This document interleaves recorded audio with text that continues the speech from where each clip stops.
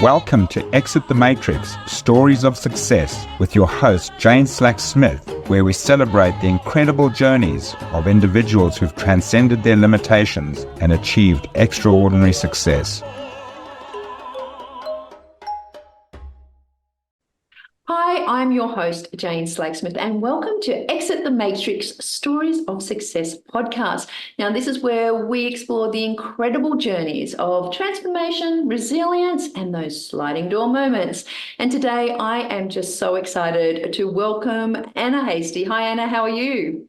I'm so pleased and honoured to be on your show, Jane. Hello, how are you? Oh, look, I'm really excited. Like, Anna, when I was reading through your CV, there's so many things that you do. You know, you help entrepreneurial women, you're a sound bath healer, you combine spiritual knowledge and business mindset for people who are trying to, create a business of their dreams, but also create legacies and give back in a really authentic and heart-led way. So I'm just so excited to be jumping into this with you. And when I was reading some of your interests, yoga, exploring the Kimberleys with your daughter and your husband. You're based in Broome now, which I'm sure we'll probably touch on. But gosh, what an incredible life. I can't wait to jump in. Yeah, I know. When I was filling out your form to come on the show, I was like, wow, what has happened for me in the last 13 years? This is incredible. So I'm just excited to share all these sliding door moments with your audience. Well, let's jump straight into it. Sliding door moment. I'm sure there's been many, but what's been the most significant one? Oh gosh, I think it's winding back the clock to that moment when I'd come back from overseas. I'd come back from backpacking, and I had been looking for, while I was away, that aha moment of this is what I'm going to do with my life. And it hadn't arrived. I was really actually disheartened. I found myself working back in the corporate world, doing all the things that I had done prior to going on my escape, my backpacking trip that was going to be for about 5 years, where I discovered myself and experienced the world, all that kind of stuff. And I came back and I was like, I didn't have my aha moment. So many people do. Like, I've heard from this person, that person. I went overseas and I found myself, and this is what I'm going to do. And I'm like, I had none. had none. So a lot of pictures, I'm sure. And there was this moment, I remember, when I was in the back of a taxi with my aunt, and she said to me, well, what is it that you really want to do? Like, what's going on? And I said, well, I don't know. I said, I guess I've always wanted to do massage. And she said to me, well, why aren't you doing that? Why aren't you following that? And I went, oh, okay. Great question. I have no answer for that. Yeah. And I think that was my sliding door moment. It was the moment of, I could just continue as I am, hoping to find something, or I could take a bit of advice or a lead or a hint or a suggestion and just go explore something, see if it's something that's really, going to light me up, lead me to somewhere or do something, and just explore that. So I went home, I jumped on the internet, I researched everything I possibly could about massage, myotherapy, osteopathy, chiropractic, naturopathy, like all the health and well-being sort of modalities and styles of, I guess you could say, even energy healing, just to see, okay, what is it out there that would really inspire me, would be something a bit different, would get me out of this cycle that I had escaped and wanted to escape when I went backpacking, but found myself back in. And lo and behold, massage was the key. There was courses that were happening the following week. I went and I did it. And I remember the day that I had to do my final practical exam, sitting in my car, holding my steering wheel of the car. I feel so emotional saying this now, going, please, dear universe, support me in this, because I know this is going to be the start of something that I really, really want to do. And I just want to pass. I want to pass, and I want to get out of this corporate world that I know I don't belong in. I know I'm meant for more, and I just want you to support me today. And I passed. And then the rest of the world just opened up from there. So that was probably one of the biggest pivotal moments. But then within all of that came, I guess you could say it all fell into that Saturn return type moment within my life, which is generally in your late 20s, early 30s, where you have this realization. And I think that's where this whole what am I doing with my life came from. But generally most people take that time to realize, well, or review, what is it that I'm doing? am I happy with where I'm going? Like, am I still happy in relationships that I've, had for the X amount of years? Or do I want to go overseas and explore and find myself because I didn't do that? Or do I even like where I'm living? Do I want to change something about myself or something? Like, you have these moments of like, what am I doing? What is it that I'm needing? And, what am I needing to change in that respect? And in that time, I decided that not only I was qualified as a massage therapist now, I was going to become a vegetarian and vegan. I also had, I stopped taking contraceptive, which I hadn't done in the whole time. So I shouldn't say that. So it was like 12 years or so of consistently being on contraception, and also ended a very long-term relationship. So I kind of threw my body into this and my mind into this like chaos. And what happened from then was me diving into this space and realm of like healing, like self-exploration, healing, navigating my own health and well-being, because a lot of things started to happen out of that, and I got really unhappy, and I got really sad and despondent, and like, is this the way my life is now? Like, I'm doing a job that I enjoy, but I look and I feel like this. I'm not happy. What is wrong? And it wasn't until I'll say this, I had one of those moments where I experienced this profound sense of clarity and calmness that came one evening when I was literally bawling my eyes out on my bedroom floor, crying, because I thought, this can't be my life. Like, I don't understand my health and well-being right now. I don't understand why I'm so unhappy. Like, my skin had broken out, my hair was falling out. I looked really sick, and I wasn't feeling happy. And this is after you had left the corporate world and started doing this, what I wanted to do. Like, these other things were starting to play out in my life. And I'm like, why is this happening to me? And I had this moment when I was just sitting on the bedroom floor, crying my eyes out, of like complete sense of calm and like clarity, and with a next step. And that was to go see a naturopath and sort my health and well-being out. It was like, the message was, you're going to be fine, go see a naturopath. And then here's the other thing. So fast forward, I don't know how many years later, but I remember clearly being here in Broome. So that was when I was living in Melbourne, and I was doing a meditation with an energy healer I was working with at the time. And we literally jumped timelines back to that moment where my present day Broome self, along with my inner child, journeyed back to that moment in Melbourne, and we held and supported myself then. And in that moment, I said to my energy healer, I now understand. I get it, because that was me going there to take care of me and to give me the guidance and tell me it would be okay. And Melbourne me, the one crying on the floor, had received that nurturing love from my future self to say, hey, it's all right. Go do this.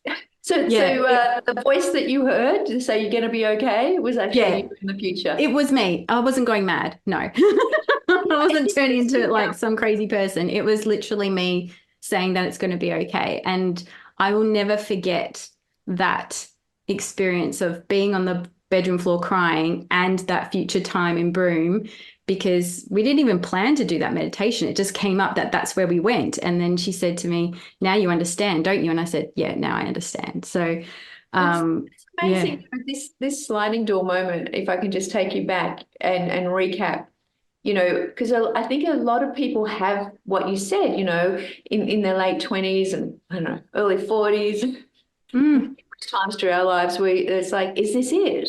Do I really want my boss's job? Is this like, I've worked really hard, I did what they told me, went to school, got the qualification, got the job. Is this it?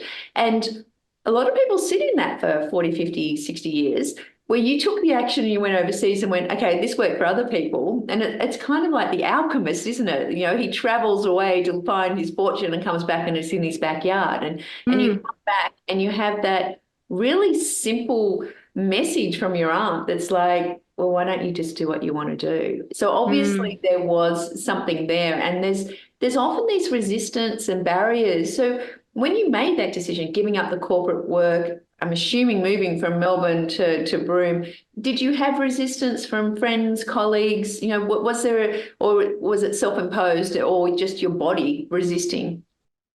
Now, a quick word from our sponsor, Your Success Club. Your Success Club is a group of vibrant, abundance seekers. If you subscribe to exitthematrix.io, we are going to drop you into the club room, which has lots of goodies, resources, and a free gift just for subscribing. Now, back to the podcast. I think I feel like I've always had a very supportive family in any decision I've ever made. And I think the one thing I do remember when I'd said to friends, okay, so I'm packing up my life in 2 weeks and I'm going to move to Broome. And they just looked at me and they just went, you're going where? Like, where's Broome? And then you could see their like thoughts going, oh, you're moving across the country. Okay. I think in those decisions in that moment, it was probably more self-imposed rather than external resistance from other people saying, oh, no, Anna, you don't want to do that. That's not a good idea. Or are you sure you want to do that? I think by the time I landed at this age within my life, I think people had realized, like particularly family, that this is who I was and this is what I was going to do, and that they could see I was happy enough and that was okay for them. Whereas I feel like when I was actually in high school and coming up to finishing high school, I didn't have the support to start massage therapy. And that's actually when I first wanted to do it. Like I didn't get it from my careers counselor and I didn't really get it much from my family. But being in this age, like my early 30s, it was more like, oh yeah, sure, she's going to Broome, she's going to go work. That's okay. She's all right. But there was probably more resistance in myself of like, am I going to be okay? Is this all going to work out? Is this just another like failed idea? Or is this what I'm meant to be doing? All those questions, because I mean, God forbid we make the wrong decision, right? And that we end up in some disastrous zone rather than just trusting the outcome and trusting these opportunities that come our way. So I think for me, it was having to just make sure I was backing myself and feeling that reassurance within myself that I was going to be okay and that I would land on my feet and that it would all work out. And I have to say, moving to Broome has been one of the biggest and best decisions of my life, because I've been here now for 11 years. I met my husband and we have a 2-year-old. So and I know. And the opportunities that honestly have flown and come my way from having made that decision, I often reminisce and think, I'm not sure, who knows? And that's a sliding door moment, right? Like, who knows if had I stayed in Melbourne, had things still panned out into this element and the life that I'm leading now. And like, me having a conversation with you, we don't know, but exactly. Yeah. Well, before we jump into that, I'm really intrigued, just out of interest, because I know you do like Reiki and sound healing, and obviously, coach business women as well. You have these multifacets that you can do online, but is Broome kind of like the energy healing place that we don't know exists? Like, did you turn up and start doing massage and then talking about these other things and people are like, hello, resist? I know, right? I never believed that, like, I came to Broome to work for at least 1 year. This is the typical story. I stayed a year and I never left. Like, you hear that all the time around here. And Broome is, I would say, and a lot of people would know, is has a very big, strong spiritual vortex up here. There's a lot of energy healing. There's a lot of healing places within this town. It's deeply enriched in Kimberley energy. And this is really ancient, old reef systems and country within Australia and the continent that we're on. I feel like often there's more connection to country and spirit up here than I often have ever found in Melbourne. Like the ancestral energy up here is really intense. And some people could say it's like a bit more of a smaller Byron Bay. Like a lot of people love to gravitate towards Byron Bay or even Bali because they feel like there's a deep spiritual connection there. There's one here as well. And I would have to say that the community here is just very open and receiving to spirituality, to healing, to all sorts of modalities. And again, just being able to be in that supportive community, which was one thing I was craving. I lived in inner Melbourne in my early 30s, and as much as that was fun, my hipster lifestyle, I lacked community and I lacked connection being there. And I was craving that. And I had actually started toying with moving to somewhere regional, say like Bendigo or Echuca in Victoria, where I had friends living there, to find a bit more community and connection. And when Broome opened up, I was like, yeah, sure, I'll go. After 1 year of being here, it answered all the things I was wanting: community and connection and finding like-minded people. So being here, it's not just some sort of like remote regional backwater town. It actually I'm has a imagining you deep. turn up to a mining town basically, and they're I like, know, right? And you would know that as well from your career history. Like, you go to the Pilbara, it's very mining, it's very yeah. like Pindan, iron ore. Broome slightly different, slightly further north in the Pilbara. So you've got I don't know how to describe it, but it's just got a really amazing vortex of energy here, and it really supports a lot of people who are looking for healing, as well as those who are offering It's special kinds of healing. interesting to So say yeah. that people go to Broome and basically stay. I around 2020, I was playing with putting together like a storytelling app for, the oldies, our, grandparents and basically legacy historian holders who put all these stories and they don't share them.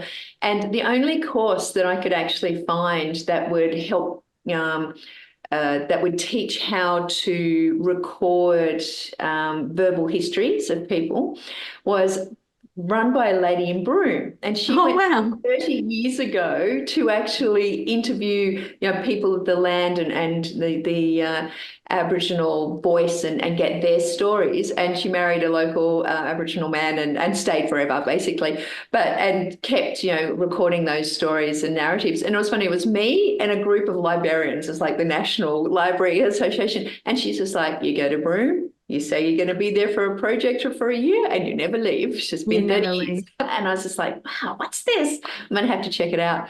Well, look, I love this.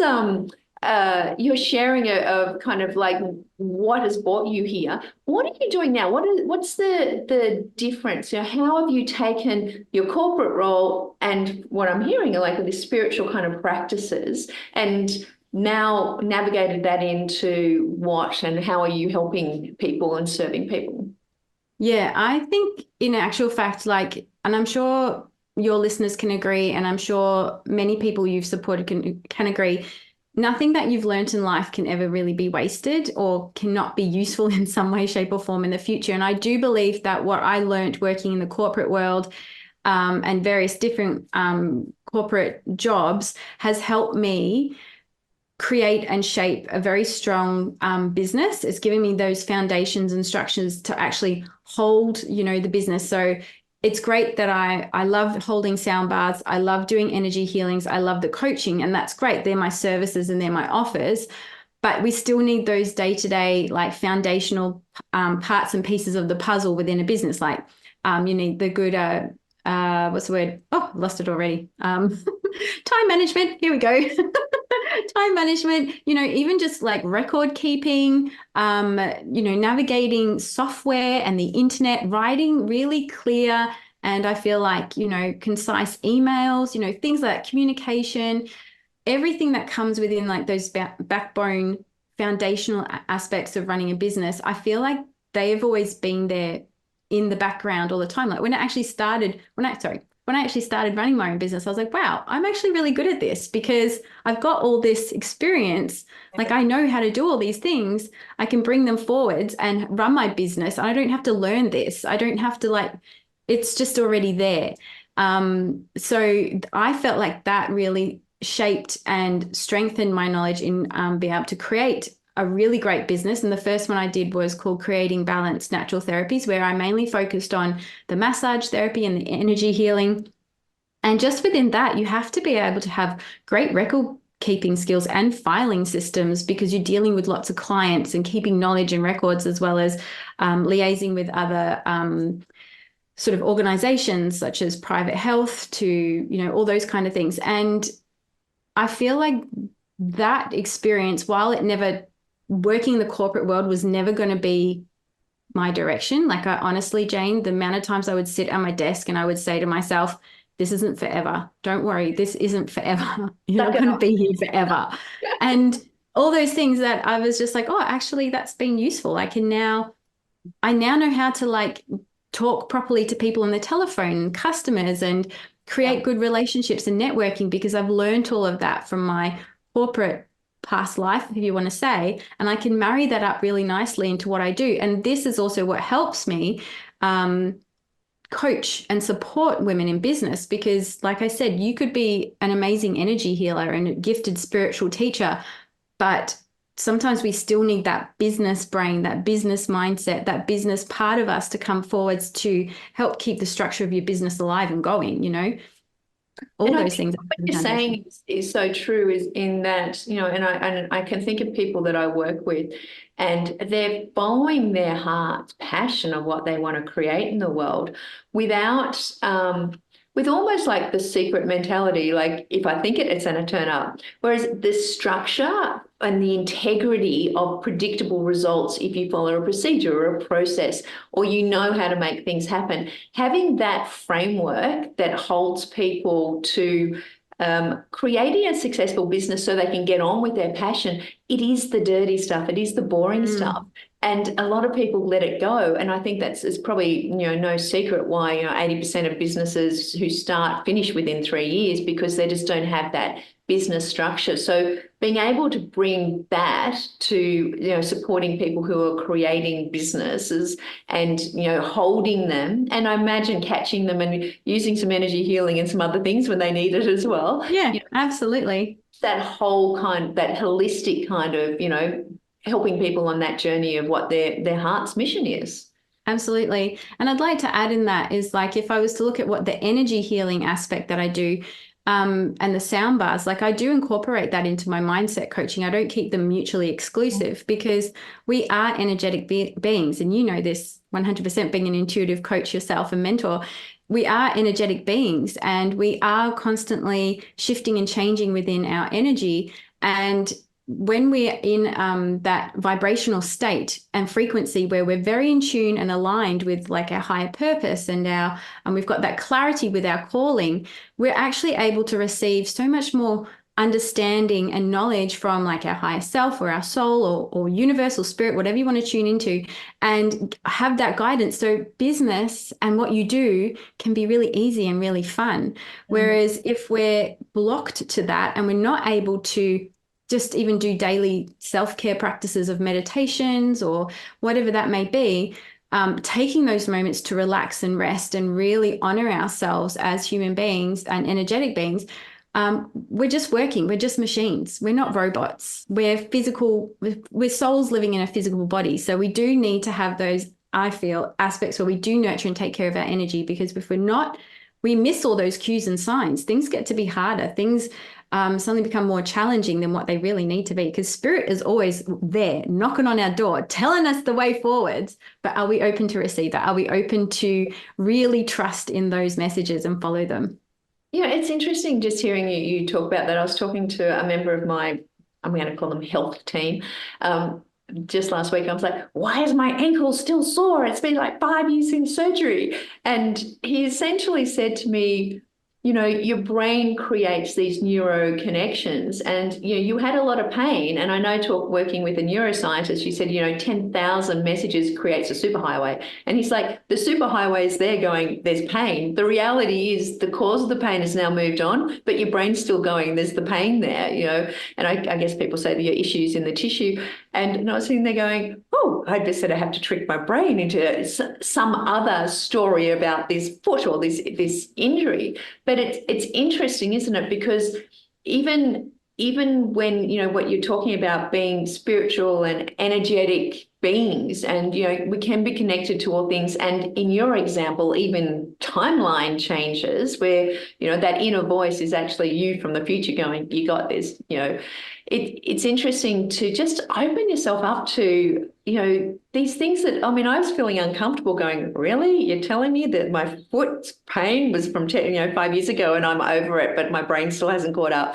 We do need to, I think, be comfortable with being uncomfortable with this new information and seeing ourselves as, these energetic, beings where we are responding to other people's energy. We are picking up things that aren't quite right. And as business owners, and your role is in coaching, women who are creating these amazing businesses, sometimes there is no real logical explanation for why things happen. but there are answers. And, what I love is that you bring that holistic kind of solution to, well, let's work out where the answers are. It may not just be that the bookkeeper is not doing the bookkeeping. It might just be that, you're not connected to, that person in the right way, and we need to find a new person. Or it might just be that, you need to look at something else. So I love the fact that you're bringing all that together. I think it's really unique.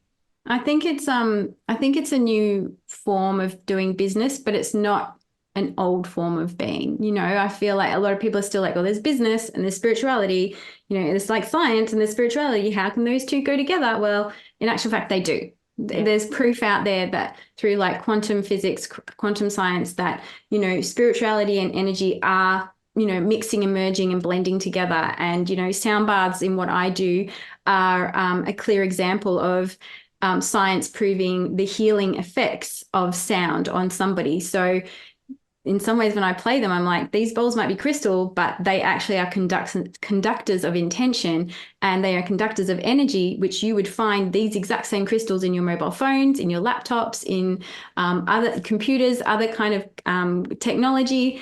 And science has shown that sound can heal. So how can this be like completely spiritual nonsense in a sense? Exactly. So, well, it's interesting. I was doing a bit of research the other day because I just had this, I was like, I wonder, like, when you're in high stress situations, of the five senses, which are the last to leave us? And essentially, if you think you're about to go, out into the forest and the saber-toothed tiger is going to come get you because our brain's still orientated that way. First of all, we lose smell and taste because we don't really need that to keep us alive. And then we get this tunnel vision because we have to be super focused. But the last two things to go are sound and touch. And sound is so important. And then I was applying that to some of the works that I've seen with people working with Alzheimer's and work my mother had done.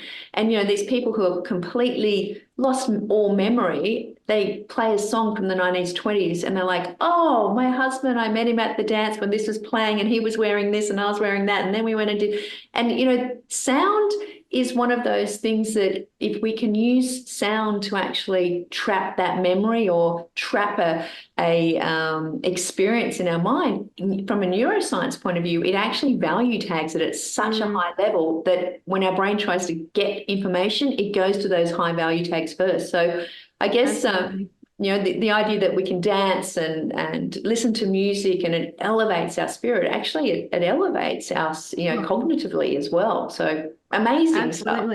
Absolutely. Like sound does bring back memories. I mean, I'm sure we can all think of that song, that breakup song that we, listened to for hours and hours on repeat after the love of our life, ended the relationship.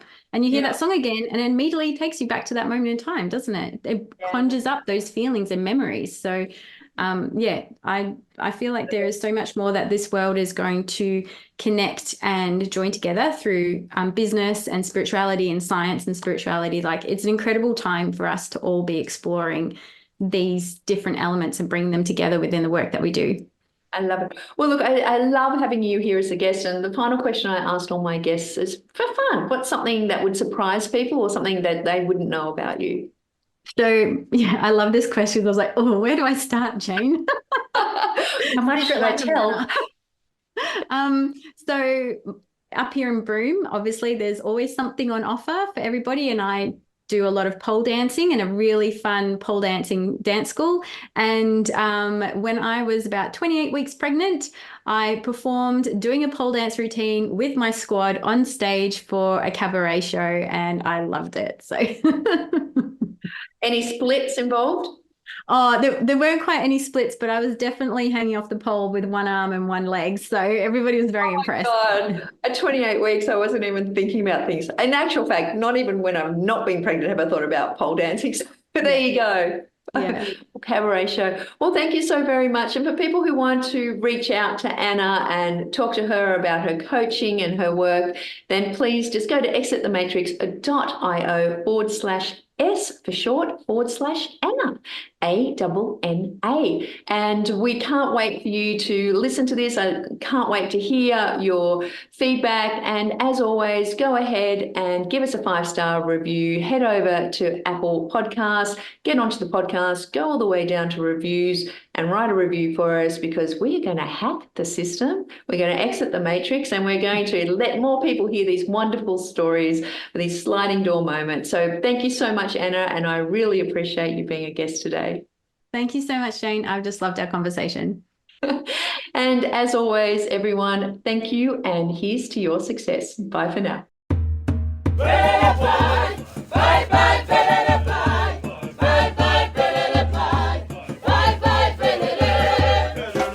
Thank you for listening to Exit the Matrix, Stories of Success.